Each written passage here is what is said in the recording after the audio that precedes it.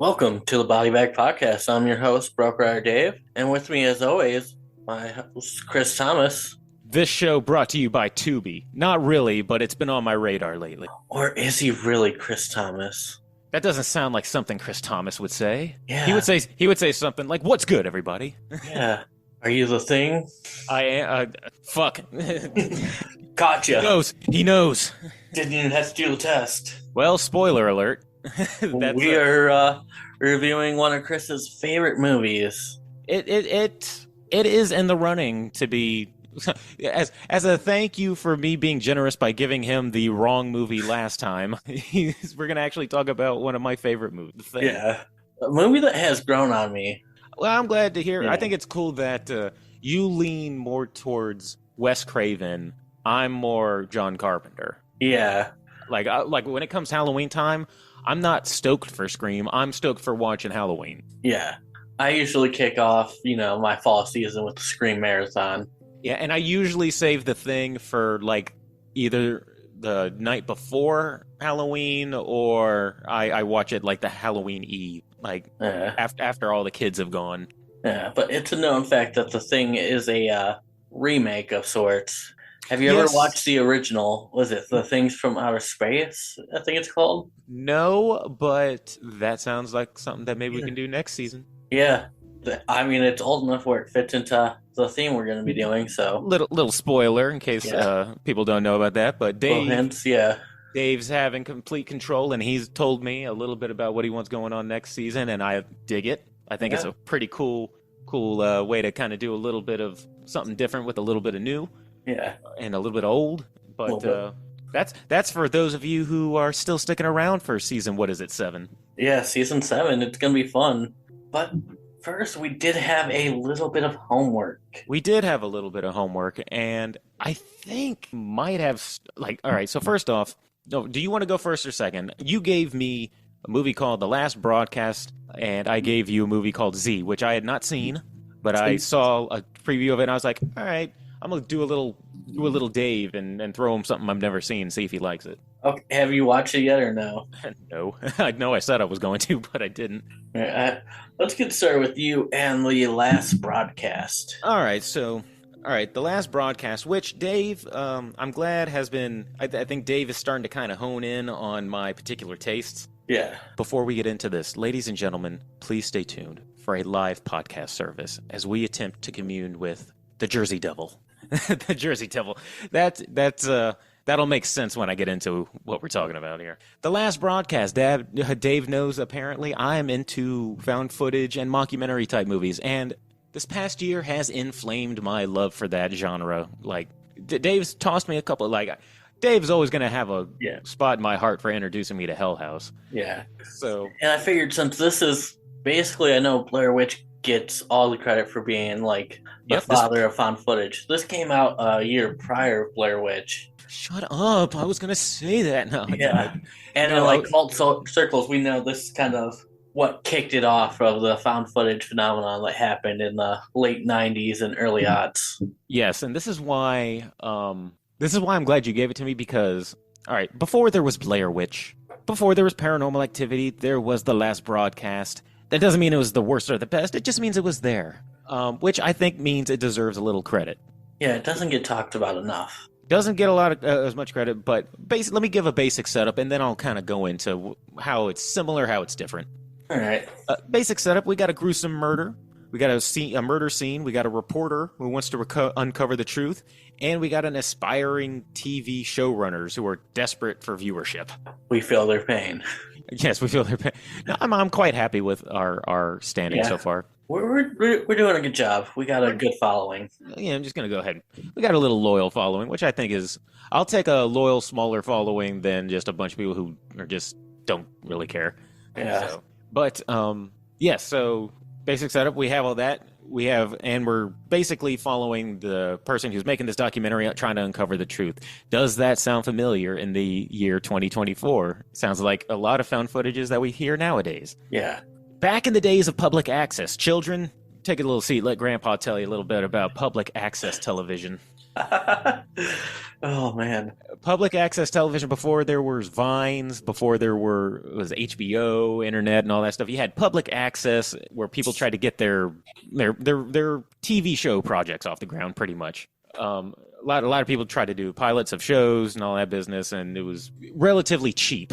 Yeah, like Zach Galifianakis is Between Two Ferns is kind of like A play on that. a play on public access. Yeah. It's just you just have a single stage. It's not really dressed up. It's all about you just trying to kind of see what people find entertaining, and then if you get views, then it'll reach the next stage. Yeah.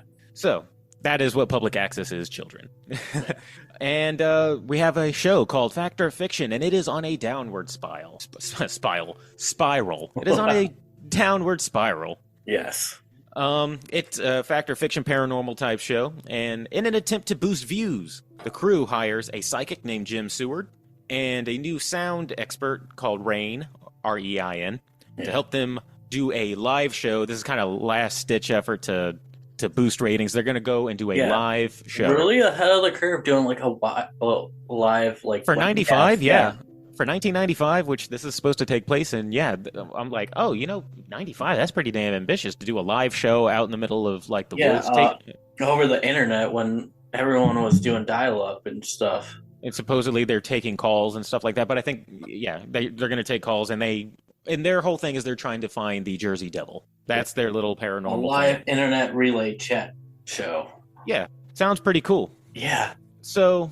Oh, and then what wacky adventures they get into. Yeah. That's your basic setup. We got the murder scene. We even have, within the first 15 minutes, we know that there was a murder, and we also have a suspect. The suspect is Jim Seward, who I said earlier. He's supposed to be the psychic, and he is on trial for murder. Yeah, 'cause he's the only one that came back. He's the only one who came back from this bloody scene after he hitchhiked like 5 miles away. And I gotta say, like, I'm not going to go into any specifics on this one. I'm trying to change up the way I'm doing some reviews because maybe you guys want to see it, but just kind of want to know what our take is and kind of want to generally know what it is. And then you can figure out for yourself if you feel like watching it. Yeah. And so that's our basic setup here. And within the first 15 minutes, we get the groundwork. And then the next hour is us, the audience, basically being shown evidence that would later be used in the trial. And at the very end, you're going to piece together pretty much at the end, you're supposed to have a full story. You've seen found footage movies. You know how this goes. Yeah, they're clipping together all the found footage from the scene of the crime. Yes, and we already have our suspect, Jim Seward. And throughout the movie, you are given details of the murder. You are shown them meeting Jim Seward and saying, oh, yes, he's a psychic. Oh, this is Rain. He's the sound expert. This is what we're doing. And much like found footage, it also jumps a little bit. Oh, bits of the murder? What happened a little bit before? Stuff that's going on in the trial? What happened a little bit before? Yeah. Them arguing? Trial, yeah. Hey, back to the trial. So it jumps around a little bit, which is also another reason why it would be kind of hard to, especially with mockumentary, it's kind of hard to tell a straight story because it jumps around. It tends to jump around a lot. Yeah. And that is the case in this one. So that's your basic setup. I won't tell you how it ends. There is, no real shock, but there is a twist, which in these movies there always is. Yeah, you could tell that movies like Lake Mungo and the Poughkeepsie tapes were directly inspired by this movie. Because it's almost a very similar format. And most definitely the Blair Witch Project was influenced by this, all the way down to the character names, which they insist these are not actors, these are real people. Yeah. And they use their actual names. They change like their last names, or they might adjust the spelling. Yeah. But they're essentially the actors' names are the character names in this. Yeah. Which I always find it funny. This is not a dig at this movie, but in found footages and just in general, these people are not. These are just actors, or these are not actors. These are real people. And then you'll see a scene of somebody getting killed with like. There's obviously a cameraman like shooting hits, so it's like Grave Encounters doing like a spoof of that. Yeah, like in the second one, they realized that everyone from the first one's missing, and they're like, "Oh my god, it really happened. We gotta figure this out." Yeah, and even to it being set in the forest, and some of the shots, like zoom in shots, it's grainy editing. Now this one, I think, is a little bit overly edited, in my opinion. Yeah. This one's a little overly edited, in my opinion, in which Blair Witch doesn't necessarily do that. They pulled back a little bit. This is, like you said, it was setting down the foundation for what a lot of other movies would perfect. Yeah. And that's why I was actually really, pleasantly surprised when I watched this movie. Because I was like, movie from 95, found footage from 95. I've never heard of it, but let me check it out. I think that I might have stumbled across this like maybe year one of this podcast. I think I was randomly going through Shudder, and I don't think I finished it. I think I might have saw the first 10 minutes. It was when I first got Shudder, and I was just seeing what was on it. I think I randomly came across this on Tubi one night. I was like, I'll check this out. I'm like, oh, okay. Sponsored by Tubi. Yeah. Not officially. Unofficially. Unofficial. Yeah. So, now... overall thoughts of this movie. That's your basic setup. I won't give away the ending, but you have a murder trial. You have it's a found footage. It says it's a pseudo documentary because it combines documentary, mockumentary, and found footage.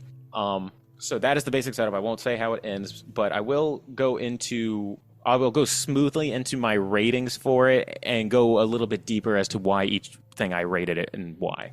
Oh, unless real quick, do you have any questions for me? That's another thing I want to do with these is at the end. If you have any questions, since you assign the homework. So, going into this, what were you at? What were your expectations? I didn't. Well, first off, I had never. This was the first time I looked up the trailer. Yeah. Because I never watched the trailer for anything that you assigned me. Yeah. And I didn't watch the whole trailer. I watched the first 10 seconds and I was like, oh, it's found footage? Oh, it's in the 90s? Oh, I don't have to watch anymore. I don't have to watch the trailer anymore. I'm in. Yeah. So once I saw that it was found footage, I was like, Dave is kind of figuring out what I like. He knows that I like certain found footage if it's done right, and he knows I like creature features. Yeah. So I was hopeful. And again, I try not to go in with any expectations, so I don't look at any reviews before I give my rating. I make my ratings and then I see, now I wonder how it compared. Yeah. So because I don't want to go in thinking, man, am I grading too harshly or am I being too generous? So I guess no real big expectations. Just let's just see what it is. Okay. Nice. I'll go straight into with technicals. Technicals is where I gave it the highest score because of this only cost $900. Okay. This cost $900 to make, and I gotta give kudos to anybody who. It said it was like $12 for like a couple of tapes. Hold on, I got it like right here. Yeah. This film was made on a budget of $900 and edited on a desktop computer. $600 was allocated for production. $240 were utilized for digital video stock, and 20 hours of tape for $12 each. Okay. And having said that, the idea of us making that prequel Nightmare on Elm Street movie doesn't sound so far-fetched now. A couple of cameras can be all right. We can make the biggest box office bomb of all time. Yeah. So I gave that a 6.6. I gave it a 6.6. It is not the best edited movie. It's not, but I have to give it credit in regards to how much it cost. Yeah. Versus and how they used that money. Yeah, for a $600 budget. Yeah. Yeah. I said there are some repeating clips as the movie goes on. This is an hour and 27-minute movie. They do repeat some clips sometimes, which can get. I think you might see one.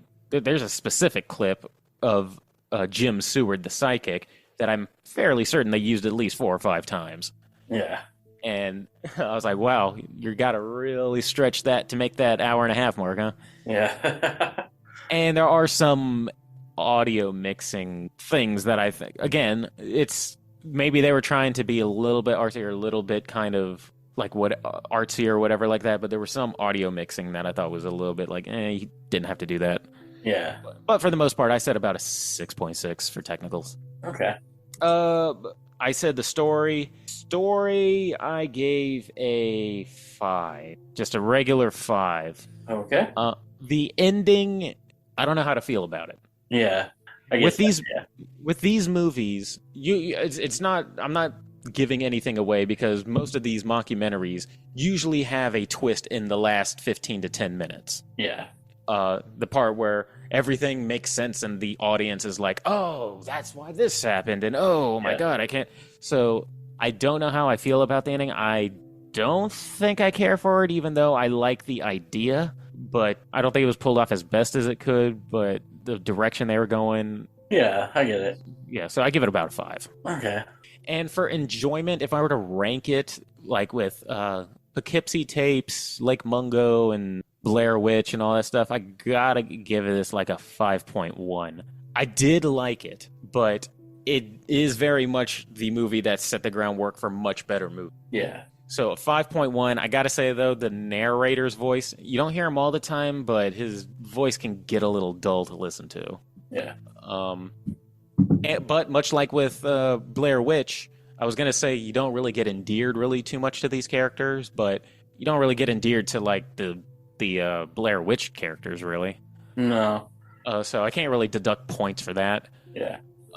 Because in a regular documentary, you're not trying to be sympathetic. The first goal isn't to be sympathetic to the characters; it's to tell the story of what happened. Yeah. So, but I give it a 5.1. I still liked it. I wouldn't turn it off if I was flipping through the channels. Right. So a total score of 16.7, which sounds about right. Yeah. Which sounds about right. It wasn't bad, and I think for a movie that laid the groundwork for much better movies, it's worth a check out. And if you're nostalgic for the 90s and found footage like I am, I think you'll get something out of it. Yeah. And I kind of like doing reviews like this a little bit more, just kind of giving my general opinion and basic outline. So, I'm not going to say I didn't give away anything, and people can still go and decide if they want to see it or not. Yeah. All right. Now, meanwhile, I gave you a movie that I have no frame of reference for, other than I saw a little snippet of a trailer for it, and I was like, oh, well, I don't have anything to give Dave yet. How about this one? All right. I'm just going to read the complete plot off of Wikipedia. Okay, fine. A couple is terrorized by their 8-year-old son's imaginary friend. There you go. That's the plot. I know. I knew that was the basic plot, and as far as I know, that as much as I know about it. And then it's obviously there must be more to it. Dave, is there? So you have this couple, Liz and Josh, and they have a son named Kevin. Okay. And Kevin starts having an imaginary friend named Z, and then Kevin starts getting in trouble in school and blaming Z. So he eventually gets suspended indefinitely out of the first grade or whatever. So we basically have a child's play set up. Yeah. Kind of. Yeah, and the mother's like, what the hell? We need to figure out why he has this imaginary friend and find a way to make it go away, while the dad's like, he'll grow out of it, whatever. He's just a kid. He'll grow out of it. Yeah. And then the mother starts, like, drugging him with, mental pills or whatever. Mental pills. Like something for like mental pills for like mental health or whatever. I know what you mean. Yeah. Was she doing this behind the husband's back? Yeah. Okay. Causes more rift, and then basically the mom finds out that it's the same imaginary friend she had as a child. And from there there's a lot of chaos, and then a lot of people just telling her it's all in her head. And yeah, that's the movie without giving away everything. That's the movie without giving too much away. Yeah. Okay. Yeah, now, and then the mom's little sister is also there in parts, and like her life's not doing too well, and their mom died, and it wasn't the best movie. No, I saw the way this movie was going to end. Like 30 minutes before it happened, I was just kind of waiting for it to happen. And I was just like, oh, okay. Question. Yeah. If it doesn't give anything away, well, I don't know if I should ask this question. I was going to say, do you get to see the imaginary friend, and does he have a neat design? But I don't know if that would give anything away. The son draws him on a wall, and he looks pretty cool. And then there's a scene where he comes out of that wall and attacks the dad, and looks super dumb. All right, so what are some of the things that all right, as somebody who has not seen it, so I have no frame of reference, so I can ask you like questions to try to hash out like, all right, is it worth the watch or not? So how was the actual, like, I have to ask how the kid was, because kids can make or break a movie for me. Yeah, that's what he wasn't that annoying. He wasn't like Babadook level. Yeah, he wasn't that bad. No, he didn't ruin the movie because he is only like the focus of the movie for about the first 30 minutes and then shifts to the mom. Okay. Yeah. But yeah, the kid wasn't bad. How long is this? An hour and 20 minutes or an hour 25. Do you feel it, or is it like? You do feel it, yeah. Uh, Yeah. well, I have not yet perfected my method for pitching you consistently, like Yeah. knocking it out of the park movies. Yeah. The This is score my was first. Yeah. pretty good at the beginning, Mm-hmm. and then it just went overboard. Kind of like Insidious. Mm, How in those sentimental moments they really do up on the score. right. After a while, I was like, oh, that's kind of annoying. I think this movie, like, I think the two of the reasons why I gave it off to you is one, I thought the premise sounded interesting, and two, I think it's relatively high on the rating scale. Not that we go by Rotten Tomatoes like, Yeah. or anything, but I thought that it sounded interesting enough to be like, oh, okay, well, see how it is. Yeah. Oh, thank you. At least I know. Yeah, it says like on the old tomato meter, it's a 97. But then again, see, there you go. But then the audience score is a 48. There you go. Yeah. See, I just tried to look it up, and it was Z from 1969. That one got a 94 and a 93. Oh, maybe I should have recommended that one. Yeah. All right. Well, why don't you go down and break it down then? So maybe that'll give us a little better, Okay, so technicals, it's pretty well shot, I'd say. You could tell that the director knew what he was doing behind the camera. So for technicals, I'm gonna give it a 7.3. Okay. And then story. Where it falls apart. Yeah, the story is not good. And it's like at the end, you only really feel bad for one person Okay. who had like nothing to do with the story throughout. So I'm gonna give it we'll go 4.9. Okay. And then enjoyment, like it's not Hanukkah skin rank level bad on the enjoyment. But it certainly doesn't sound like you'll be going out of your way to watch it again. No. I'm gonna give it a 4.3. Okay. Like I'm not gonna go out of my way to see it, but if someone had it on the TV, I wouldn't be like, no, you need to turn this off immediately. So it looks like we both gave each other pretty mid movies because you hit it out with a 16.5 out of 30. Yeah. Wow, what a way to wrap up our homework for the season. Yeah. We gave each other movies that are That's just like, another way to describe. See, it's pretty mid. Well, it certainly sounds like I kind of got more out of my pick or out of my watch than you did. Yeah. Is there anything what would you change? Like, what is like the biggest thing that's probably hurting this? Just the imaginary friend that's supposed to be the antagonist. I would actually make it something. Like, you don't think that the imaginary friend itself was played up as good as it could have been? Yeah, like, they think it's imaginary friend, but actual demon. Like, that would have been cool, but no, it's like, the ending wasn't, the payoff wasn't worth it. Yeah. Okay, that's fair enough. Yeah, it's just one of those things. Like, the premise of the movie does sound pretty interesting. Because you spend your time like, oh, I wonder what it actually is, Yeah. Yeah. Oh well. Oh. You win some, you lose some, you get some good ones, you get some bad ones. Yeah. Really, I mean, at least these weren't terrible. Yeah. All right, so that's 260-ish out of 30 movies. So, hey, from what you heard, enter at your own risk. Exactly. Now let's get to a movie that's not mid. Not mid. Now, before we get into this, because I doubt very highly that I'm going to have to really go too in depth into this. I'm fairly certain that if people are listening to this, they've seen this movie. It's like arguably John Carpenter's. It's in the running between that and Halloween for probably his most famous horror movie. Yeah. You said that you've actually. It's The Thing. John Carpenter's The Thing, which I have said is probably my favorite. It's my favorite horror movie comes down between this movie and probably Silence of the Lambs in terms of my favorite movie. Yeah. And I'm more Scream and A Nightmare on Elm Street are my two favorite movies.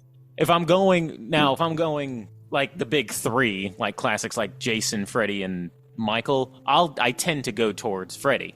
Yeah, but for the first movie, and then I just like his humor. I just like, especially after when he started becoming a little more funny. His humor was a great mix of Freddy, but yeah. Yeah, but John Carpenter's The Thing. Widely known for fantastic use of practical effects, which is exact. If you know anything about me, I'm a sucker for practical effects. Yeah, and the effects from when this movie came out was it 82. 82. Yeah, the effects are still good for this day. And still freak me out. Yeah, they didn't age poorly like a lot of effects from the 80s and 70s do.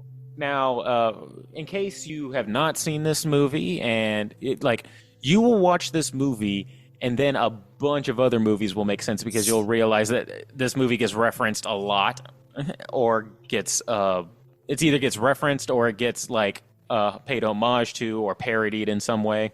Yeah. But basic overview, in case you don't want to get too spoiled and you want to just hear the basic overview and then go away. A team of Antarctic, what are they? Scientists, I believe. On an American research station in Antarctica, yeah. Yeah. And they're out in the middle of Antarctica. Then all of a sudden they are met with a creature of sorts that has the ability to mimic not just their identities, but their DNA down to the molecule. Yeah. And it has only one purpose: to spread itself to all living creatures.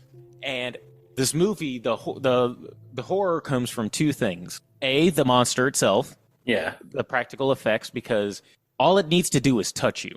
Yeah. Once it touches you, it has two primary functions: absorb you and then replicate you. Yeah. And the way it absorbs you is fucking terrifying. Oh, yeah. The dog scene is pretty Hey, Train. Good. Oh, third member of our podcast here. They came to say hey for our last bit of homework episode. Yeah. But comes down between the monster, and it has those primary functions, and the second bit of horror comes from the paranoia. Yeah. It can be anybody at any given time, and that is what John Carpenter plays so well with this movie, in that he, at any point, you can watch this movie a couple times and still be like, is this, I don't know when this person may have gotten turned, or if they got turned, or it requires multiple viewings, which I think gets appreciated upon further viewings, which apparently is true because you said that this movie's grown on you. Yeah, and I think you left out one thing that does bring the fear.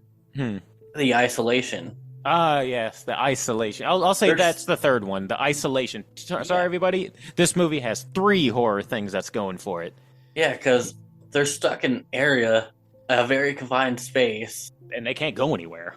They can't go anywhere until the spring research team. And eventually comes to a point where they realize, we're not making this out alive. There is no way, even if we were to get away from this area, it is nothing but ice and tundra out there, and it's below freezing. Yeah. With no the last research facility, you have to take a helicopter to. Yeah. And so yes, you have isolation, the monster, and the paranoia, which are all done great, and it gives us McCready, who is a very cool leading man. Yeah. Kurt Russell, who is go ahead. He's a helicopter pilot who kind of just takes charge. Yeah, he's not elected by any means, but at some point in a movie like this, everybody's getting at each other's throats. At one point during the initial set-off where we first see the monster, which is a random dog. At the very beginning, this husky is going through the Antarctic tundra with a helicopter chasing after it, and you're like, what the hell's going on? They take the dog in, put the dog in with the rest of the dogs that they had out in the, it was like a barn area or kennel. Yeah, the dog's being chased by a Norwegian guy. Yeah, Norwegian. They can't understand him, and the Norwegian shoots at him, so they kill him. Yeah. So all you know is that there's this dog being chased by this Norwegian helicopter and getting shot at, and you're like, what is going on? Yeah. You don't know what this Norwegian guy is saying, but it must be important because he's yelling it. Yeah. And they shoot him, bring the dog in, and big mistake. Yeah. The dog, this is where you get the first little taste. You see, they spare no expense. Yeah. Making this dog I don't know how you would explain it. He rips open. Yeah, his skin rips off and he starts morphing. Legs are shooting out of him. His little tendrils are shooting out, and his legs shoot up like a spider. Almost there's like 8 of them. And shooting out this mucus liquidish kind of stuff at the animals. Yeah. Which once that stuff gets in your system, you're pretty much fucked. Yeah. I think like I'm fairly like if a drop of that thing's blood gets in yours, it just all it takes is one, and then it just takes over your molecule by molecule very quickly. Yeah. So we see the dogs, and then they see the dogs. You just see all the dogs are now becoming like this big amalgamation of like just all forming together, and it's all gruesome and gross and fantastic. Great effects, yeah. Great effects. They have to burn the dog nest creature. Yeah. This is just a nest of dogs.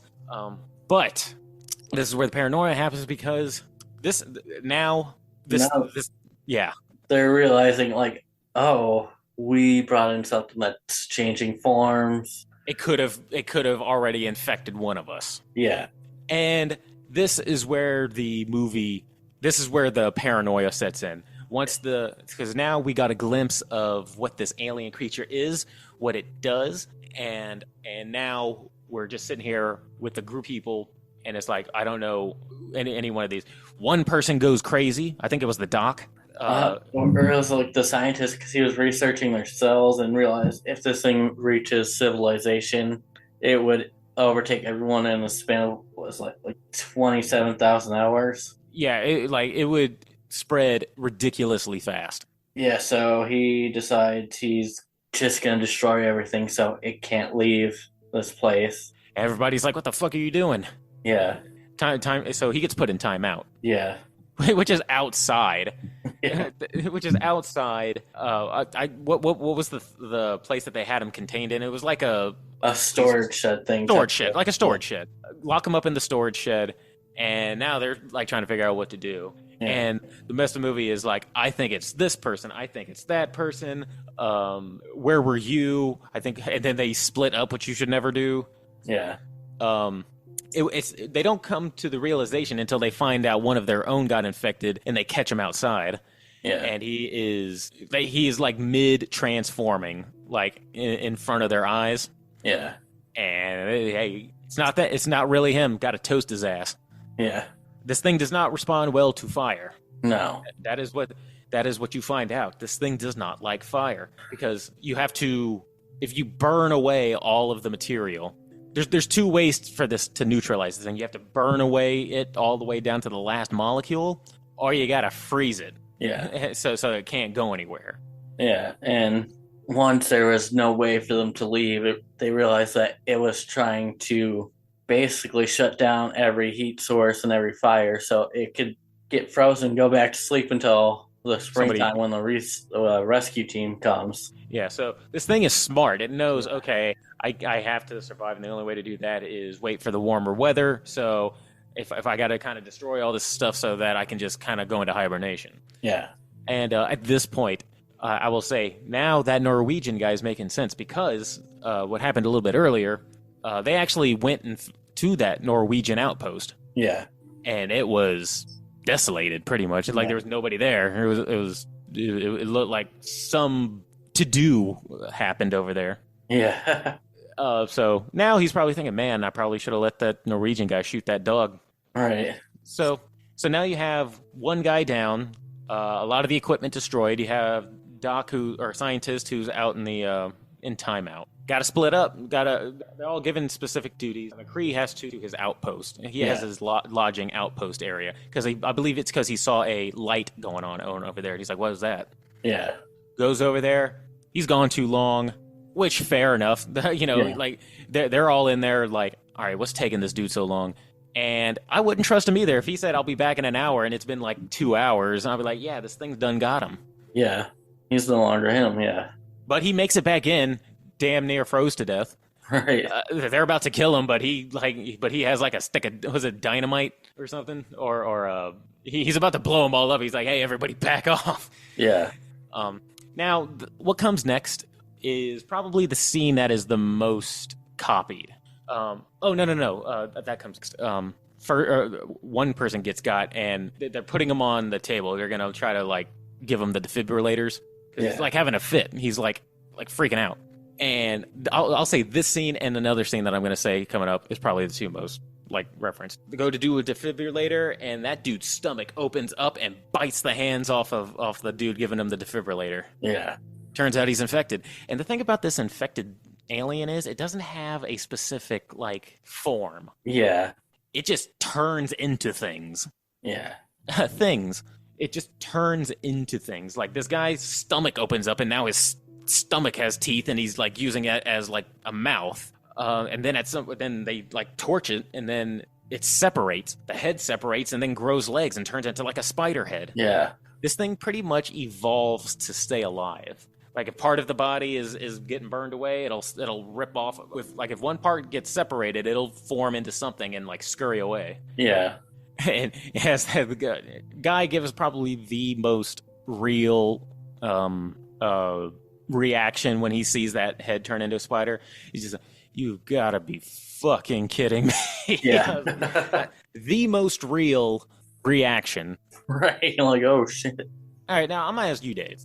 Yeah. What's your play? Let's go ahead and say you're dropped into this thing. You've already seen the dogs, and you already have the guy who got torched to death because we saw it, and what's his face is, like, in timeout. You're a part of this crew. How are you playing it? Are you like, you guys do your thing, I'm going to isolate away from everybody? Or are you going to be like, we all got to stick together? That's a tough question, because what gives you your best chance of survival? Because if you isolate, eventually that thing's going to get everyone else, and then you got to eventually face it by yourself. But if you're with the group, you have no idea. They could all already be infected and you not even know. Yeah, so it's almost like there's no right answer. This is one of those movies where there's just, like, not really a way to survive once you get to this point. Which is cool, because it's like, how are you going to spend your... Because they already know that there's no way for them to call out for help since the other guy destroyed the equipment. Yeah. I guess figuring we can't let anybody else come here or else it'll get to the mainland. Yeah. So near the end, they're all kind of thinking, all right, well, the only thing we can do is just see how the longest we can survive and do what we can to take it out. Yeah. After that scene, they start doing the blood test, right? The blood test. And that was because that happened, and then McCree went out, and then he came back, he was frozen, and then he had an idea. Yeah.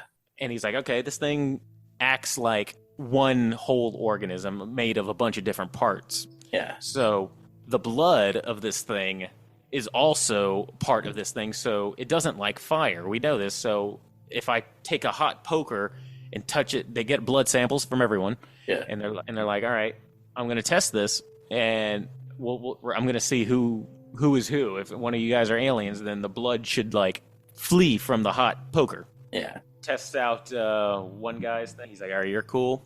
Unties him, gives him a flamethrower. What was that? He unties him, gives him a flamethrower. Unties him, gives him a flamethrower. Everybody's, like, tied up at this point, and he's like, all right, I'm going to make sure I trust you, and then I'll untie you, and then I'll untie you. The only reason it got to this point is because McCree at this point had the only weapon. Yeah. And everybody, even though everybody was trying to kill him at one point, thinking that he might have been the alien, he got the weapon, and he's like, everybody get tied up. Yeah, I think first he tested himself, showing, like, I'm good. Even though Keith David's in this movie too, he plays Childs, and he gives he's like, that don't prove shit. Like, yeah, he might have been my favorite character in this movie. Who, Childs? Yeah, yeah. Him and Kurt Russell are fun, especially when they're back and forth. Yeah, and test, and then he's like, all right, got this next one, gonna test it. And it just jumps out and freaks out, and wouldn't you know it, they didn't really think this through. They had them all tied up and, like, tied to a chair and to a couch with everybody, and didn't bother to think, oh, well, maybe if one of them's an alien, I probably shouldn't have them tied up with tied together with all the other people. Yeah, he rips away, and the guy with the flamethrower kind of hesitates, and then he gets got. Yeah, he gets got. But they managed to flame the guy and kill the other guy. I feel bad for the other guy. The guy just got infected, and then they just torch him. Yeah. So he probably was still semi-conscious. Right. And they just got set on fire. But, I mean, there wasn't anything they could do, I don't think. No. Not at that point. You're done for. You're done for. So now we know who's an alien, but there's still one last person who could still possibly be an alien. Yeah. Old temper tantrum guy who's been outside. Yeah. And they're like, oh, yeah, that guy's still there. Yeah, they test him. He's good. And he's like, hey, do you untie me from this fucking chair? Yeah. So, all right. So now we have a handful of people. Yeah. And it's time to go test out old temper tantrum man outside. Yeah. And he is gone. He's gone. He's gone, and he's been busy. Yeah, they realized he was building a ship to leave underneath that storage shed. What was in that storage shed? Right. Make sure he's been busy. I guess so. I guess he was the thing part of it, I guess that thing it just used its magical thing powers to like construct a whole bunch of stuff under because he was trying to like I gotta get the fuck out of here. Yeah. At this point, kind of when they decided like, oh, we can't let this thing leave at all. Yeah, at this point, it is like everybody's starting like we're not getting out of here. Yeah. Even if there was a shadow of a hope, like at one point we thought that maybe we could get out of here on one of the mobile things, but that's been sabotaged. Yeah. It's the only thing we can do right now is just make sure that this thing dies or does not get to the mainland or out. So we're gonna go blow this thing up. Yeah, they end up blowing up the entire research center. But they blow up the research center and they get down and they blow up the little cavernous area that it's made, losing a few men in the process. A couple of the guys got and changed, but taken out. But at the very end of the day, it's left between Kurt Russell and Keith David, Childs and McCready. They've blown up the entire estate or the facility, and it's just them. Yeah. And they're like, but they don't know. They don't know if either one's affected. They're like, you were gone for a little bit. Where'd you go? Oh, I was doing this. What about you? Well, I was doing this. And it is, and they're like, so what do we do now? And it's like, well, why don't we just sit here for a little while? Yeah. And then that's how it ends. Yeah, you don't know if either one of them was affected, or if they just sat there and froze to death and actually killed it. Yeah. Perfect ending. Yeah. And it's great because I mean they both know they're gonna die, and they're both just like, and even if one of them is the alien would also know that it's not gonna be able to get to the mainland, so it's gonna end up freezing.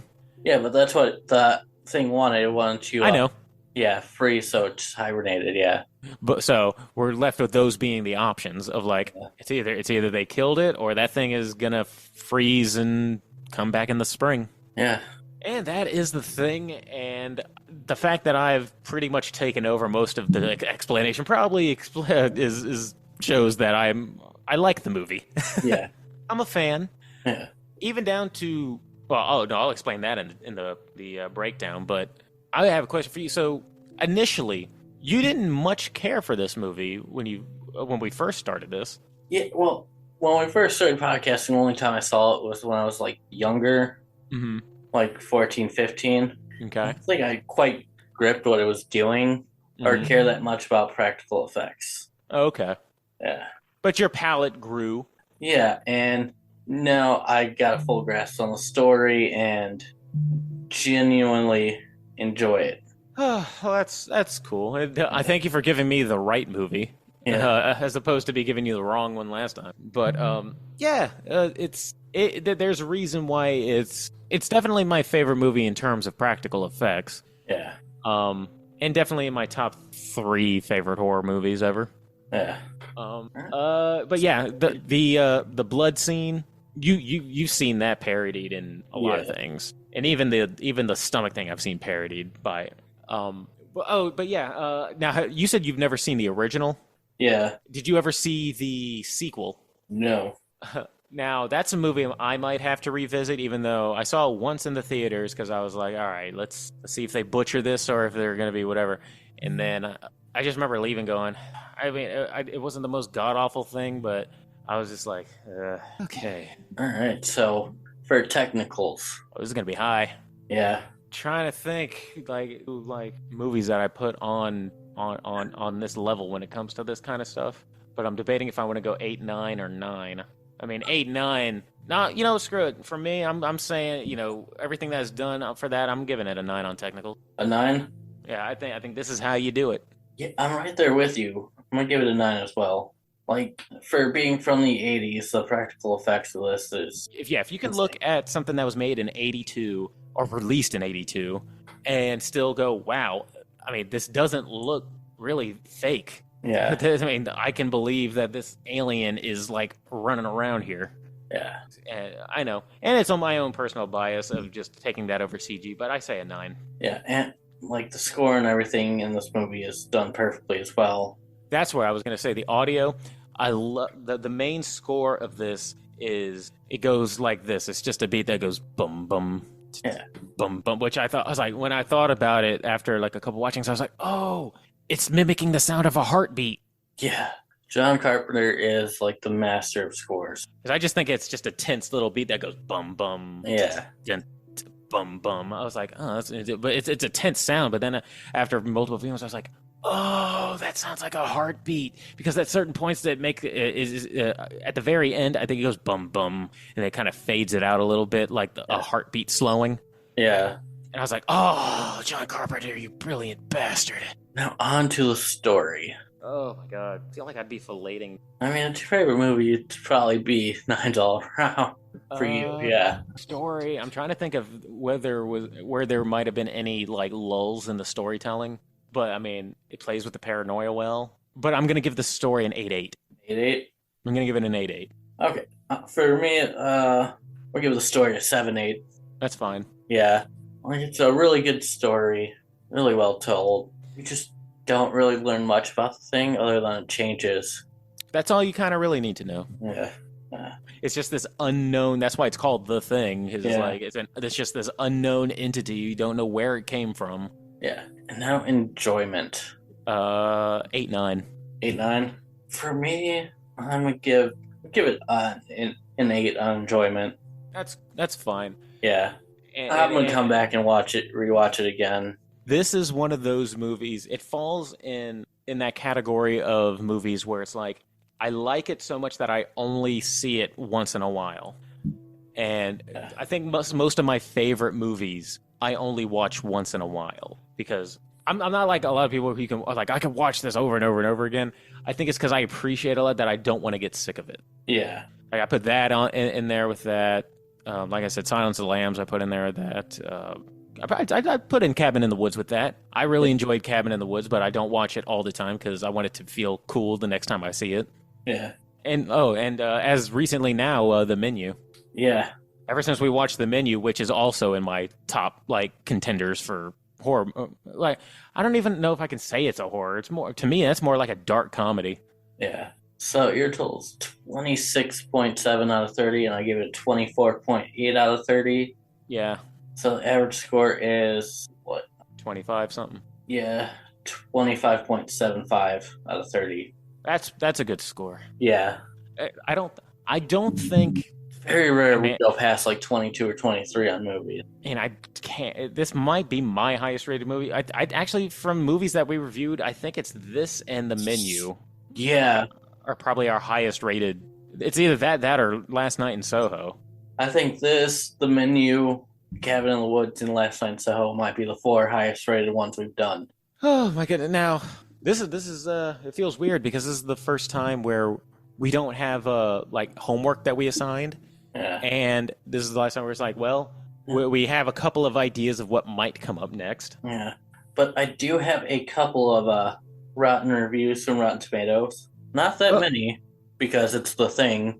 Now I'm interested. All right, I'm interested to hear what were some of these people, which everybody is entitled to their opinion. I mean, we can't sit there and say, oh, Rotten Tomatoes, is not the be all end all, and then disparage people's if they don't like it, because you didn't like it at one point, or it was just like whatever about it. So Peter Stack from the San Francisco Examiner. This version is so full of the Thing that it strangles our imagination and becomes a mere exercise in ugly, mechanical horrifics. Very dumb, very disappointing. 1 out of 4. Peter Stack, I'm calling you out. I'm fighting you right now. Where are you? Yeah. And then you got Ginger Verne from LA Weekly. The Thing is like The Howling, a showcase for fiber and latex and the products they produce. And for people who need their nightmares to be completely comprehensible and completely unreal. You mean fiction? Yeah. You mean the movie was a work of fiction and it had a lot of effects, practical effects? Like that's this movie, it's way too in the realm of fiction. It was like, yeah, it's sci-fi horror. And the last one from Scott Kane, Atlanta Journal-Constitute. has a little red star that says top critic by his name. Okay. Such a pity. John Carpenter is too gifted a movie maker to let nauseating special effects take over his biggest film. But that's what happens in The Thing. 2 out of 5. That's really funny because so many people praise that movie of practical effects, like, John Carpenter, you just let the effects take over and blah blah. It's like, he's pretty much praised for that. Yeah, I feel like he just wanted to be a little edgy and be against the grain on this one, which I can understand. I think we might have been the same way in our first year. Yeah, of being reviewed. You're kind of like, well, do I give my honest opinion, or because everybody else seems to like, hey, or I don't want to jump on the bandwagon.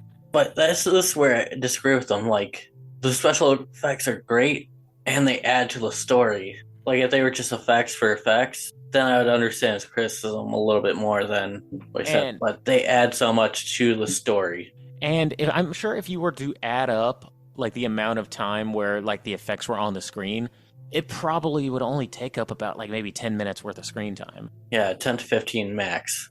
And the point of that, because you are seeing the alien a limited amount of time, they have to be over the top with it, so what it is that they're dealing with. That it's juxtaposed by, you have this giant weird creature. Yeah. But then it's juxtaposed by, it could be any one of these normal looking guys. Yeah. And so you have to be fantastical and see this big creature being able to do all these fantastical things and just know, well, this guy standing next to me could be that monstrosity. Yeah. So all in all, The Thing is a top tier movie. Top tier movie. Now, in your opinion, John Carpenter's best? I'd still prefer Halloween. You still go Halloween? It's between those two, definitely, I'd say. Yeah. I'd say Halloween. I would probably say Halloween is more famous, definitely. Yeah.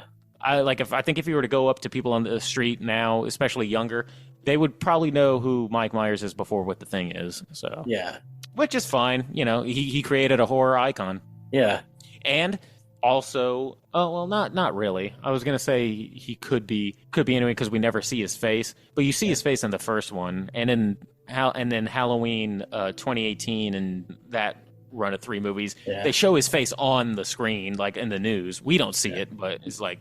So I was going to say you never really see who Michael is, but I guess that's not true. You do kind of. People know who he is. Yeah.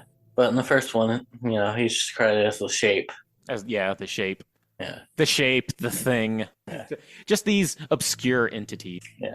All right. I want to thank everyone for listening.